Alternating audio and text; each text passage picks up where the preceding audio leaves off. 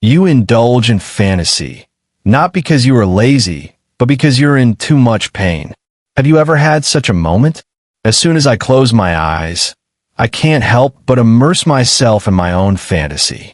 For example, you may fantasize about winning a lottery jackpot of 10 million one day, buying a luxury car, living in a beachfront villa, and then completely laying low from then on, without having to struggle for a living or having to do anything for anyone. You fantasize about living a perfect life the way you want it, easy, free, and decent. Or you may imagine that you were born into a wealthy family, that you're born to be the envy of others as a rich second generation, that you wake up every day and just go shopping, and that you don't need to worry about your livelihood at all. Sometimes, you even fantasize about turning the tide through your own efforts, making money, becoming famous, being admired by thousands of people, and slapping the faces of those who once looked down on you. You will also imagine that those who have hurt you and laughed at you will come back one day on their knees in despair and beg for your forgiveness in a humble manner. But in reality, you often can't even utter a word in response. You can only rehearse the argument over and over in your mind late at night, imagining yourself fighting back with confidence and yelling out the words that have been suppressed for too long. It seems that only in fantasy do you finally win for once. And when you like someone, an idle drama will automatically play out in your heart. You hold hands, hug, look at each other and smile, and the whole scene is gentle and sweet. You know these scenes are fake, but you are still immersed in them and even feel your heart beating faster. Because these imaginations are much gentler than reality. They're like the cheapest and most effective painkillers that can temporarily numb your loss, fear, and loneliness. But every time you immerse yourself, it becomes more difficult for you to truly wake up. In psychology, this state is called maladaptive daydreaming, also known as obsessive fantasy disorder. It was no ordinary days. It is a long-term, uncontrollable addiction, a psychological defense mechanism you build to escape the pain of reality.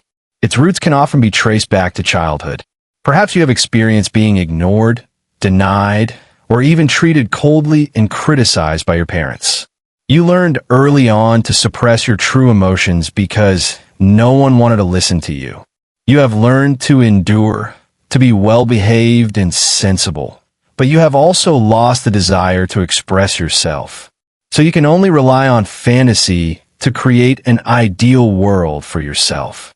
A space where you don't feel rejected and don't have to struggle. Here, you're the protagonist and everything depends on you. But the more beautiful the fantasy is, the crueler the reality is. You begin to find it increasingly difficult to tolerate the out-of-control ordinariness and even pain of reality. And fantasy, like poison, begins to bite you back. The more pain you feel, the more you want to escape. The more you escape, the deeper you sink. Over time, you become unwilling to connect with reality and become avoidant, procrastinating, socially awkward, and self-doubting. You start to hate yourself now, but you can't do anything about it. From a psychological perspective, this is actually a form of dissociative avoidance. When reality is too stressful or emotions are too painful, your brain will spontaneously switch to fantasy mode in an attempt to protect you and give you some breathing room. But escape is not a cure. It will only take you further away from the path to solving the problem. So what should we do? How to get out of the false utopia constructed by fantasy and reconnect with reality? I'll give you 3 methods. Step 1. Transform fantasies into small goals.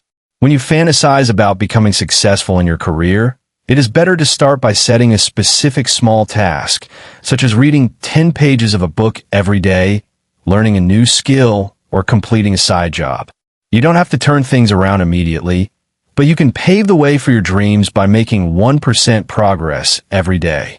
This is more practical than fantasy, and it is easier to gain a sense of accomplishment. Step 2. Take the initiative to stay away from the environment that hurts you. You can't grow in an environment that constantly discourages and denies you. Please have the courage to break out of that circle and find people who are willing to listen to you and support you. Warmth, understanding, and a sense of security are the strongest antidotes to your fantasies. Humans are social animals, and no self-healing can be accomplished by one person alone. Step 3. Enhance your sense of presence in the real world. Participate in more real-life social interactions and express your true thoughts and feelings more often. Even if you just go to the supermarket and say thank you to the clerk or take the initiative to offer a small suggestion in a group meeting, it will help you slowly find the you who exists in real life. Not a fantasy version of you, but the real, alive, powerful you. Honey, you're not lazy. You're just in so much pain that you hide in fantasy again and again. But you have to believe that the real world can gradually get better. You have to give yourself a chance to try. Giving up fantasies does not mean giving up hope, but making hope come true. Even a small step forward will be more powerful than staying stuck in the same place, forever fantasizing about a better version of yourself. You deserve freedom, gentleness, and success in reality. Don't let fantasy take away your real life. Starting today, little by little, pull yourself back. Return to the real land and take root again.